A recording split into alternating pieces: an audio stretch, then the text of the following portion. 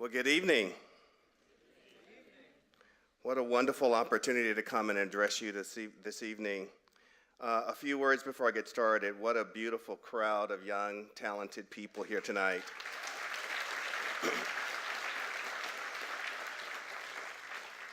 And Asajj, your courage, your leadership, your commitment, you will become a leader.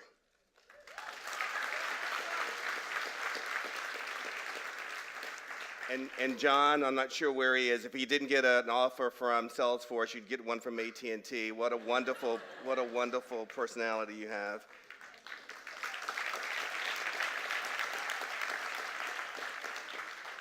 I do want to thank Peter and the folks at Genesis Works for the wonderful work that you do. What an incredible gift you're giving us in the corporate sector. I want to start my remarks this evening with some reflections by reciting a poem that really means a lot to me, that I've reflected on a lot in my life. And it goes a little bit like this. To know me, know not my name. Do not name me, know me. For if you ask my name, you will judge. He is of a good family. Does it matter if I am richer than you? Or if some of my clothes are rags? Money does not saint me. Rags should not unfriend me. To know who I am, know me for what I am. To know me, know not my name. This poem was written by a 9th grade African-American boy whose mother got married in high school. There was little tradition in her family of education. In fact, her great-grandparents were slaves. She married her high school sweetheart, dropped out of high school, had her first child at 17, and 3 more in quick succession at 19, at 21, and 23, and divorced at 25. She moved back home with her parents. This was in the South. Her father drove a truck. Her mother was a maid. But this young woman believed in education. She got a job during the day and began studying for her GED at night. Soon she was working on her nurse's license. She moved her family into public housing. All around, there were drugs and violence. But she told her kids that there was a way out of this place, and that was education, education, education.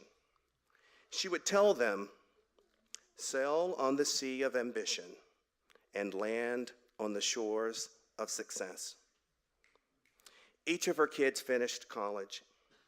They have successful careers, and one grew up to be president of AT&T California to speak to you tonight.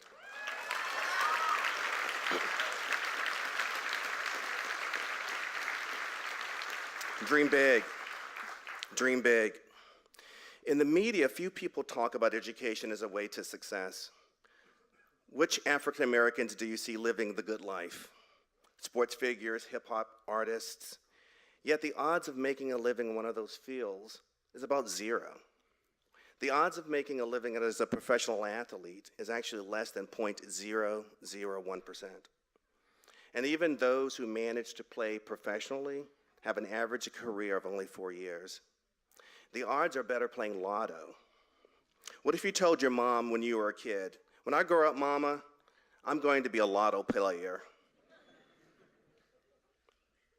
Education, on the other hand, is your sure way to success. I know this about education. Not every educated person is wealthy, but nearly every wealthy person is educated. Here's something else about education. Almost always, the more you study, the more success you achieve. High school graduates earn more than high school dropouts. College graduates earn more than high school graduates. People with professional degrees earn more than college graduates. Just have to wait a little bit before eating or spending the fruit of your labor. You may have had this experience already. Maybe you know someone who has dropped out of high school, got a job, and soon got money to go out and party and buy a car, while at the same time you're still using BMW, BART, Muni, or walking. But trust me, in the long run, you'll come out far ahead. You just have to be willing to delay gratification. As my mama said, just because you can doesn't mean you should. This reminds me of a study done by a psychologist in the 70s. He left a group of 4-year-olds in a room with a bell and a marshmallow. If they rang the bell, he would come back and they could eat the marshmallow. However, if they didn't ring the bell and waited for him to come back on his own, they could have 2 marshmallows. The children tried all sorts of tricks to delay gratification to get the extra 2 marshmallows. They squirmed and kicked, and some couldn't even bear to look at the marshmallows, and they hid their eyes. Some broke down and rang the bell within a minute. Others held out for as long as 15 minutes. He then studied the kids almost 20 years later.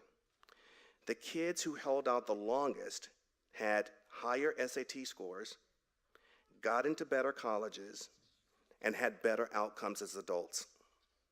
You've got to be able to delay gratification. That's how you get the most from education.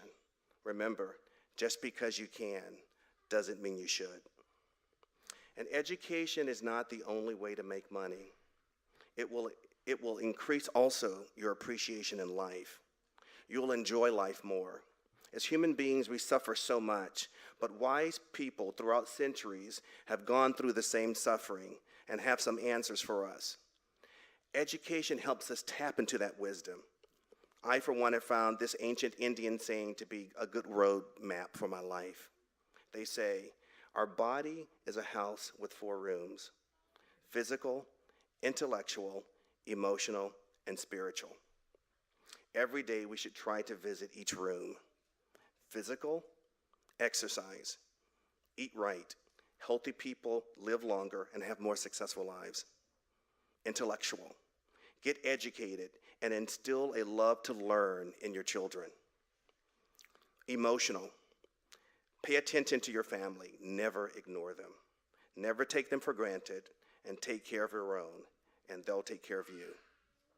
Spiritual, have faith. God has given us this incredible gift called life. Make the most of it.